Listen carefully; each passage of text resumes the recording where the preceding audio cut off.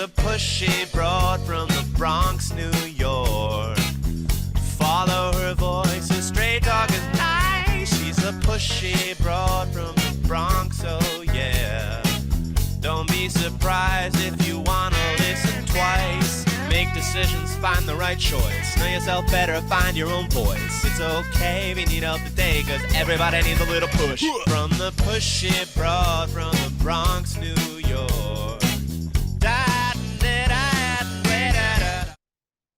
Good morning and welcome, Transformation Talk Network listeners.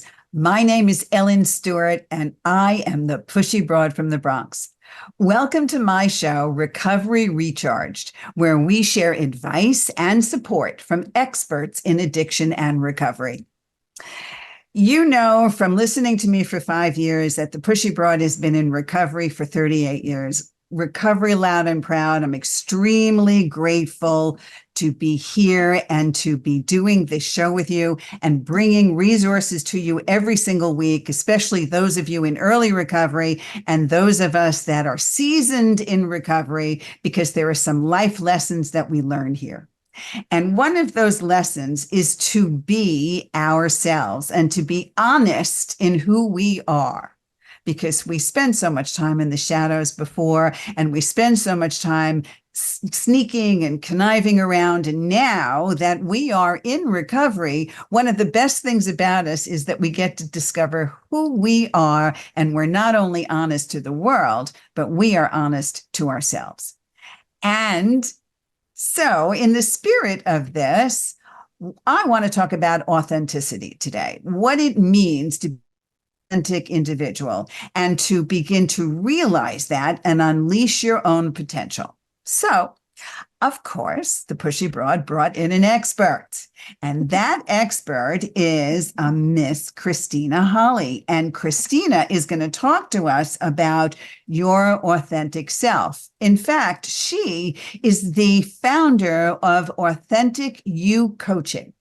So she's a transformation coach, and who better to talk about this than on the Transformation Network, right? Kristina is a transformation coach, and she's also a human resource expert, and she's going to unlock our true potential and show us how to overcome all the obstacles that impede our progress. So the pushy broad from the Bronx and Recovery Recharged welcomes Kristina Holle. Good morning, Kristina. How are you? Good morning. Thanks for having me. You are welcome. So let's go right into it. You're the authentic coach, right? Or authenticity coach. So tell us, what does authenticity or authentic mean to you? It really means to be aligned in your truth and without judgment from the external world. Like really be able to listen to yourself, love yourself, trust yourself, and be able to proceed in a way that you feel that you're very comfortable to step forward. I think that what we have in our society, it's very hard for people to step into their authenticity. Okay. And I completely agree with you. And one of the key things that I tell my clients is, and my motto is, what other people think of you is none of your business. Mm-hmm.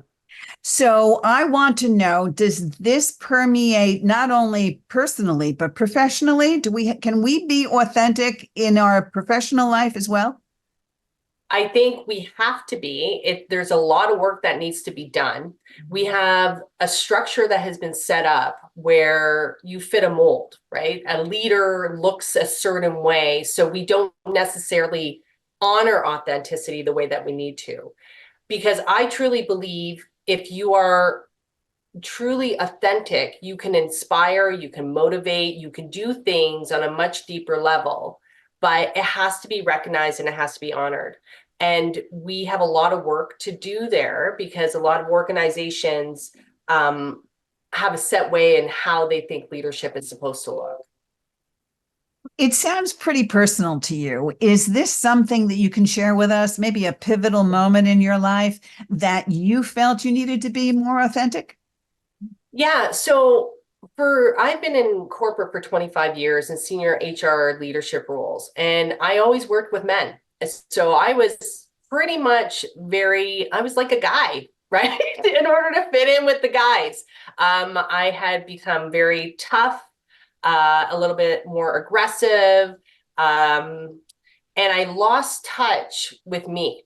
And, there is a very nurturing, compassionate side that can come through when we integrate, that feminine side, I guess, the more authentic side for myself, right? I would be masculine and feminine, and it should be integrated. So when I started to realize that I lost that, I was like, oh my gosh, who am I becoming? Yes, I'm super successful, but I'm not 100% me. I'm actually emulating more masculine traits rather than stepping into the combination of both, if that makes any sense. Yeah, for me, it would be like being a pushy broad. Yeah, 100%. Right. But and then you have to feel comfortable to step forward and be that person. But you also probably have soft sides to you too, correct? People say that I do, but I completely Yeah. understand that. They tell me, but understanding that the whole reason I became a pushy broad is because I am entitled to compete in a man's world in business, Mhm. but I am also entitled to be my authentic self and bring the feelings of femininity behind it, bring the emotionalism without over emotionalism, right? To temper myself and to still show my heart and to speak my mind at the same time. So that's something about what you're talking about. Yeah, and I would add, it is necessary now because we are in a crisis with mental health issues, people not feeling supported. They don't need more of the push. They actually need the compassion to help them kind of bridge whatever needs to be done. The push is the container, so you can create the safe space, right? And then you can be compassionate, you can give tools so people can bridge and be their best potential. But I there is understand. definitely a piece there that is missing, I guess, in the corporate world for sure. I see it all the time. Well, my coaching for Pushy Broad is I always tell my clients I'm your cheerleader and your Yes, drill sergeant 100%. simultaneously. So that's exactly what I try to bring to the table. But there are some very, very unique issues in business to begin with. So let's talk a little bit about some of the common misconceptions about authenticity. What have you encountered? So this makes me laugh. I used to see it in my office all the time. When people will come in and they totally blast people and they're completely rude and they feel as though, well, I spoke my truth and you have to listen to me. That's not authentic. That's you taking a temper tantrum. Authenticity is really around being in alignment with truth and speaking in a way that is compassionate and kind. You still can say what you need to say, but you don't need to crush people in order to be authentic. Do you So sometimes talk to leaders and bosses this way? Because sometimes that's how they lead, rather tyrannical and dictatorial. And do you think that they are tempered by what you're saying? absolutely. Well, there's the whole saying, you get more bees with honey than vinegar, right? So what would happen with me is that some people wouldn't know how to communicate. They were very much in the dictatorial way, it's my way or the highway. They couldn't get there, and they're thinking they're speaking their truth. But the way we speak, the how we communicate, you can say whatever you need to say, but it's how we connect. Authenticity is so important because that's how you connect with people. When they can actually see parts of you and you start building real relationships, you can build more high productive teams or colleagues or whatever, relationships outside of work. It's quite important to understand that authenticity is part of it. Now, what's happening is that people can see through it. Like something has shifted with the generations from when, you and I have been witness of being in a corporate environment with more senior way of running businesses to now with millennials and Gen Zs. There has to be a shift. And that level of compassion, that dictatorial piece is not going to work. They're looking for more authenticity. Can you inspire? Can you motivate? Can you connect with me? So, can you teach authenticity? Can you I think retrain someone? I think everybody has the capability to be authentic, but are you brave enough and bold enough to put down the masks to go there? And, can you imagine there's many masks that we wear, but can you imagine if you could take them down and not really have to wear a mask? Like, I feel I'm pretty consistent. You're probably the same way. Like, you're probably the same way with you are with your friends and you're at work or on the podcast. You're pretty aligned there. But not everybody's like that. Like, I do tons of work where I'm like, whoa, okay, your work mask, is that working for you anymore? And what's happening is that there's a higher threshold where people are looking for authenticity. Like, we don't need more of another mold to put on. They're quite burdened already with all these masks. We need to teach them to take them down, because when they do, that's when the authenticity starts to come through. So when the masks disappear, the humanity emerges. Would I we believe say that. that's closer to authenticity? The humanity. Absolutely. Because when you think about authenticity, it's really about truth and an alignment in your truth. And the highest level of truth is love, compassion, kindness. The lowest level, if you go down, is fear, judgment, shame, all that horrible stuff that is only going to take you further and further away from your authenticity. We have to get bold enough to be able to speak our truth.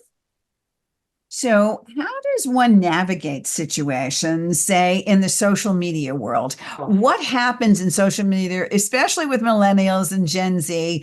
Are we losing our authenticity, or are we gaining it? What do you think? So it's quite interesting. I had a conversation with a colleague just recently. Social media is merely a platform. It's what we use the platform for. So there is two different things going on. Now, if we're looking at the Kim Kardashians of the world, who I can't stand, I'm going to say openly, I think it's disgusting that these are role models that I'm speaking my truth, role models or influencers to young generations that are coming through. It sends the wrong message, but they're all about followers, and they're sending this fake whole image of what humanity is, or whatever. I wouldn't even say that. But then you have another thing that seems to be emerging with, people that are trying to create like a counter to that. So I don't know if you've seen Pamela Anderson, believe it or not, who I never assumed would be walking around with no makeup on now, talking around about like, this is who I am. You had Julia Roberts, who's like starting to push against the media, social media, about this is how we show up. So it depends on the person who's utilizing the platform. Are they using it to show that there's a more truthful and authentic way to be, right? We see inside celebs' houses and all this stuff. It's a voice, right?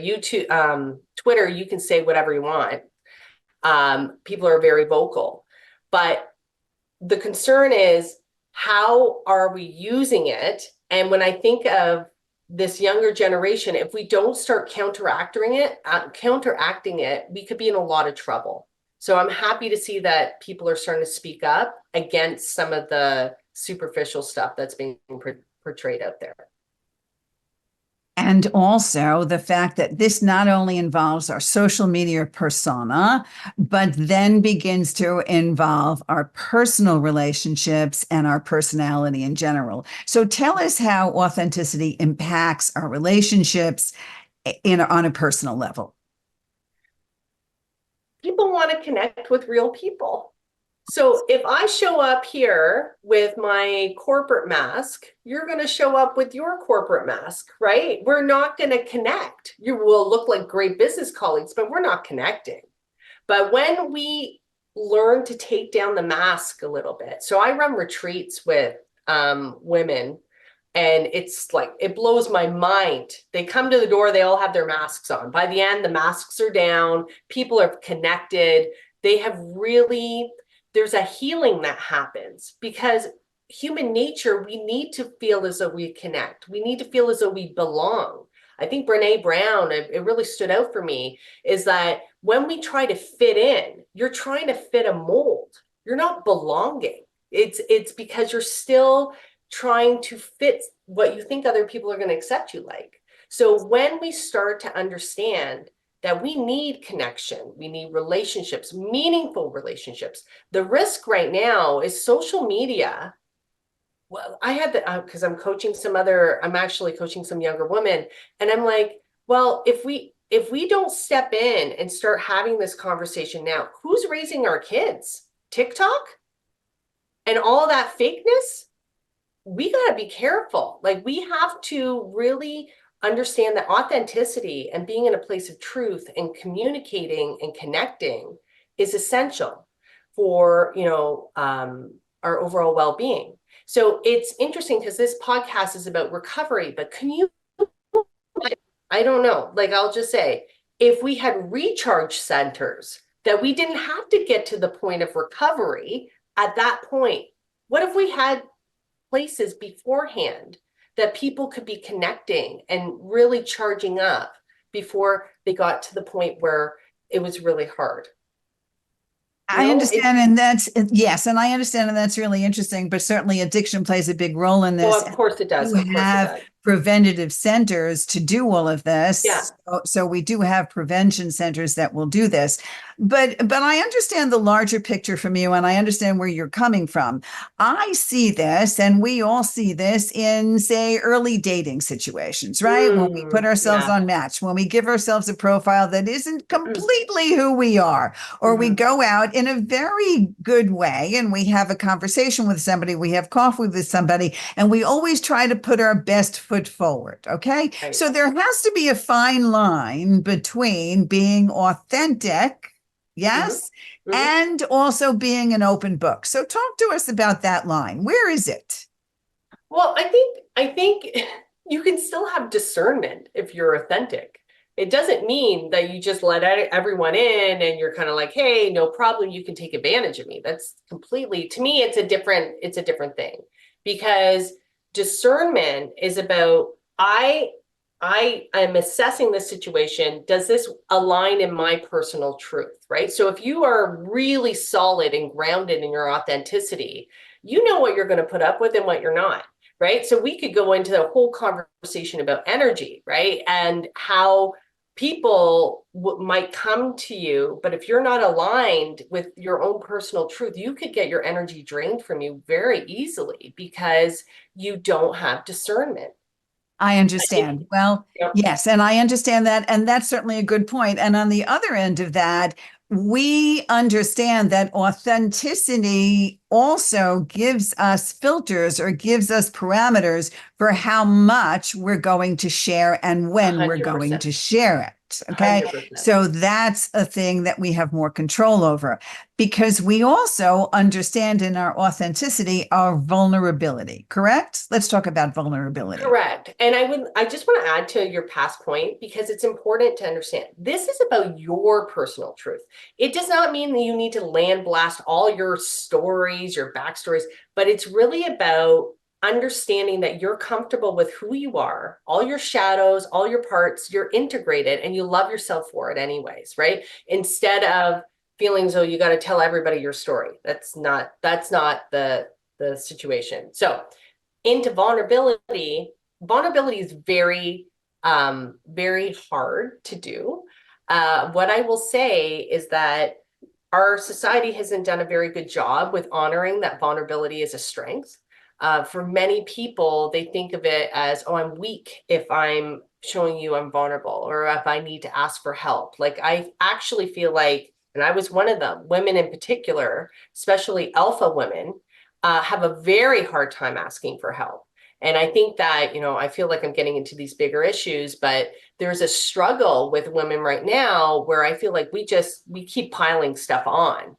And no one's actually asking vulnerable enough to say, hey, I need help. Like, this isn't working anymore, the way that we think that women are supposed to raise kids like they don't have careers, or run a career like they don't have kids. Like, it's too much, right? So we really need to think about vulnerability as a strength, and it's okay, because when you're vulnerable, when you take that mask down a little bit, you allow other people. And this is what I was saying about the retreat space. When I see one person start to put the mask down, they all put the mask down. And then they all start sharing and connecting. But that only happens if you're brave enough to be vulnerable. It's necessary for your own personal growth. And that's certainly what happens in recovery. We turn around and say something extremely difficult from the very, very beginning I need help. I cannot do this alone. Okay. So That's the beautiful. first step in recovery for those of us that are 12 steppers, right? I cannot do this alone and I need some kind of help. So it always, for as far as I'm concerned, takes a very strong person to say, yes, I can, but an even stronger person to say, no, Absolutely. I can't.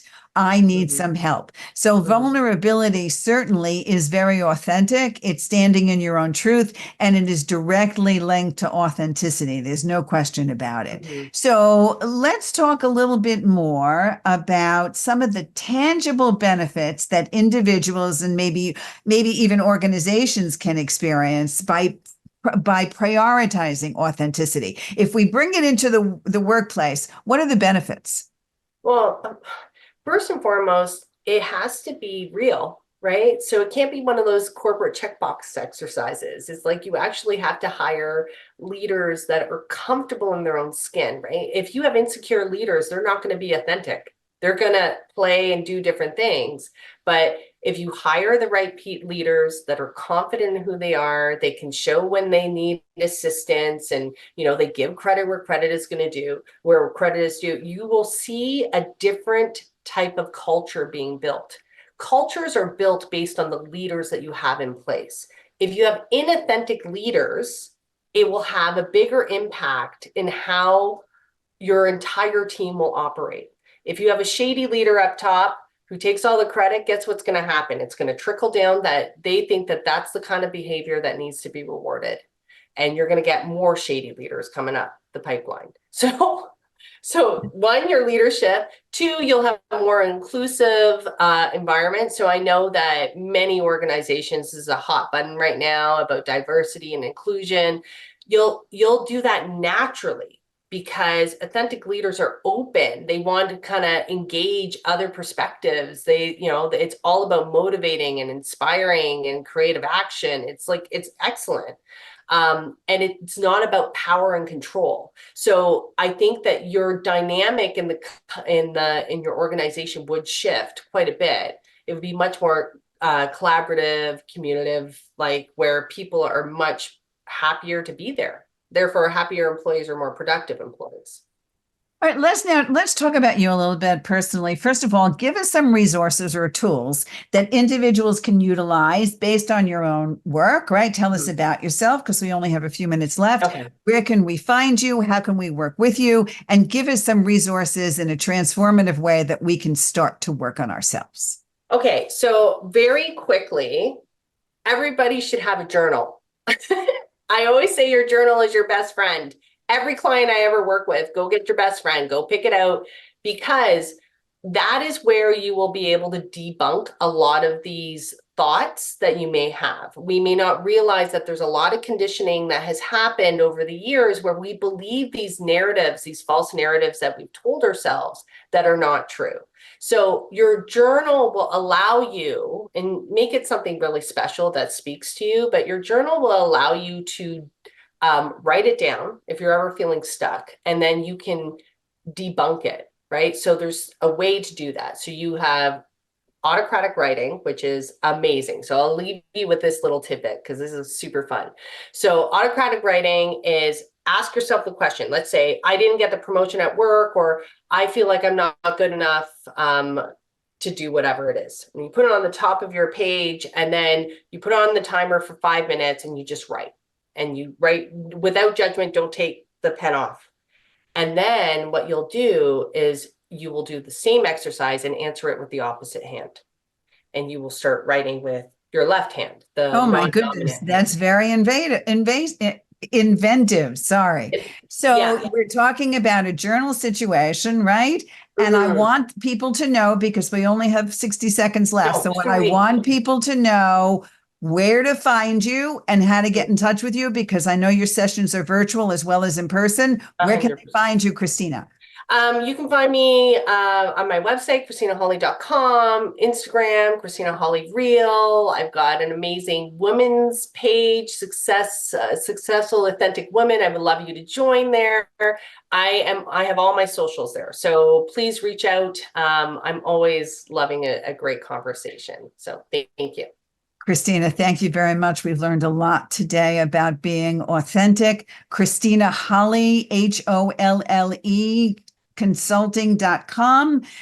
Come to the pushybroadfromthebronx.com. I'm doing free consultations. Call me at 800-889-1757. I'll give you more information about Kristina. Thank you so much for listening. Stay tuned for another episode of the Pushy Broad from the Bronx and Recovery Recharged. Have a great Wednesday. See you later.